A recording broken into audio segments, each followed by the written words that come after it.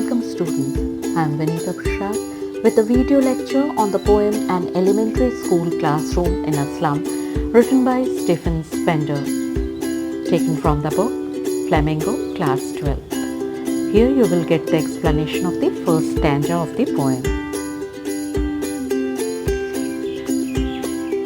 Sir Stephen Harold Spender was an English poet, novelist and essayist whose work concentrated on themes of social injustice and the class struggle.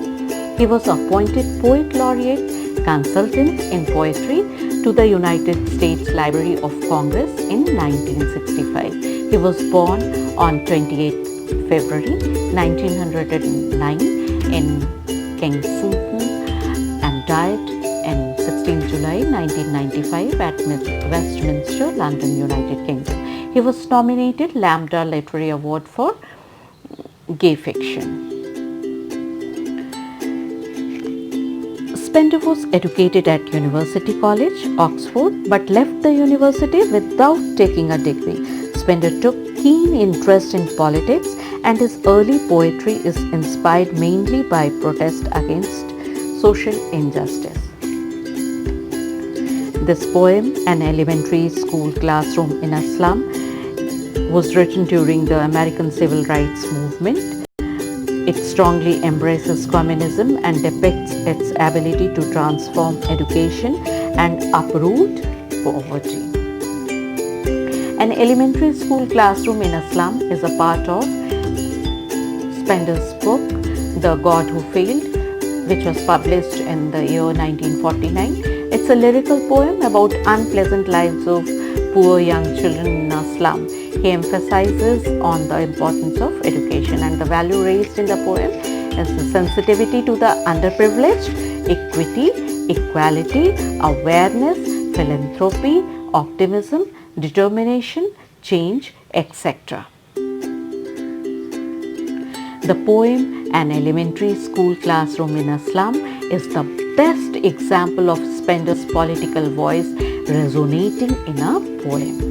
Here he expresses his ideological positions on government, economics and education. The students in the classroom are underprivileged and malnourished. The capitalistic government is supposed to supply equal opportunity for education, but the classroom in the slum offers little hope for change or progress.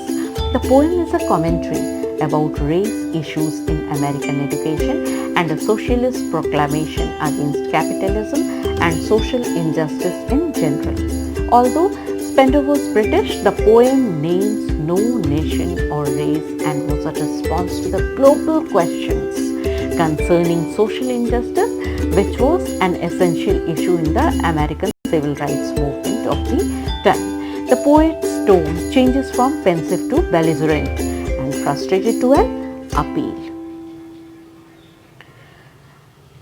The first stanza of the poem, An Elementary School Classroom in a Slum.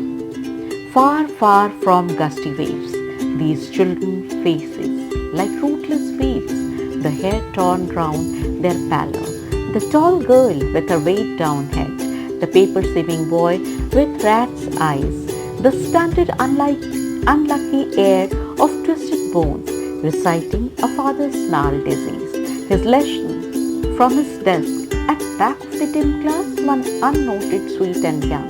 His eyes live in a dream of squirrel's game in tree room. Other than this, the opening stanza of An Elementary School Classroom in a Slum provides a clear, dreary depiction of the students in the slum classroom. The word far is being repeated, far, far from gusty waves. It is to lay stress on the distance, that is very far away. The children are very far away from gusty waves. Gusty waves means sudden rushing wind that is full of energy, verve and vigor. The next image of rootless weeds produces double effect. Weeds indicate being unwanted and rootless indicates not belonging to. So the slum children are like rootless weeds, unwanted by society. The faces of the children are far, very far from being energetic. They are like rootless weeds. There is an effective use of simile. Rootless is without a foundation of values, weeds is being unwanted. And the children are described as rootless weeds as they are often neglected and unwanted section of the society. Their hair is smeared all over their pale face. They are uncombed and unkempt hair look like rootless weeds. Further, there is description of the children in the classroom. A tall girl with weighed down head, probably could be older for the class in which she is studying. Her head is hung low due to the burden of the poverty. It seems that this girl is physically and mentally exhausted, as if all life were dressed from her body and sapped from her mind.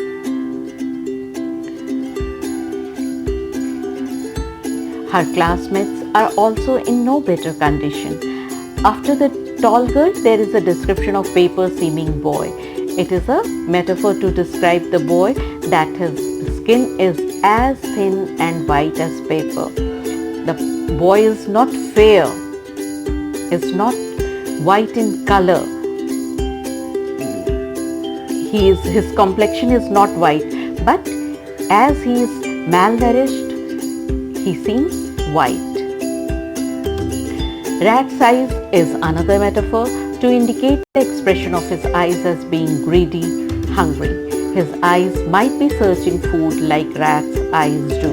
Another boy, the stunted, unlucky heir of twisted bones, is the victim of genetic disorder of deformed body which probably he has inherited from his father. He cannot stand and is reciting the lesson from his seat. Spender has used the word reciting to show that in addition of reciting the lesson, the boy recites his inherited crippling disease in the class. Spender writes that the boy has inherited his father's snarl disease. His father has passed on his disease to his son, an inheritance. He is depicted as unlucky as he has inherited not the property but the snarl disease, his father's snarl disease. His father has passed on his disease to his son and inheritance. The classroom is described as dark and poorly lit. Another description is of boy who is not noticeable as he is at the back of the room. Another unnoted is an antithesis between the sweet boy and the boy with rat's eyes. The poet made comparison between the two children. The boy at the back seat seems hopeful. He dreams of better time. The boy's eyes are bright as if they are dreaming of escaping out into the open and playing with squirrels in tree houses rather than being in the small closed dim room. His eyes live in a dream. The last student represents both a glimmer of very hope and a shiver of mental damnation. There is again antithesis between the openness of the tree room and the dim closed classroom. He wants to escape out into the open garden in nature. It is unclear whether the boy at the back seat is dreaming of life he may achieve or he has lost his mind to the squirrel's game. This vague distinction between these two conflicting interpretations exposes all the students' future. There is little or no expectations that they will succeed, and the best they can hope for is to keep their sanity and not fall victim to a false reality. This last boy, unnoted, sweet and young, may understand his position and see the sadness of his fellow students. With this understanding, he may represent hope for social change instead of merely being an individual who has lost his mind. Stephen Spender used the images of despair and disease in the first stanza of the poem to describe the miserable and pathetic lives of the children living in slum. These children are pale and lifeless. They and their hair are like rootless weeds. The burden of life makes them sit with their head weighed down. The stunted growth is depicted by the paper-seeming boy and the stunted unlucky heir of twisted bones. His weak body recite his father's snarl disease. So this is the explanation of the first stanza. I hope that it is clear to all of you. Thank you.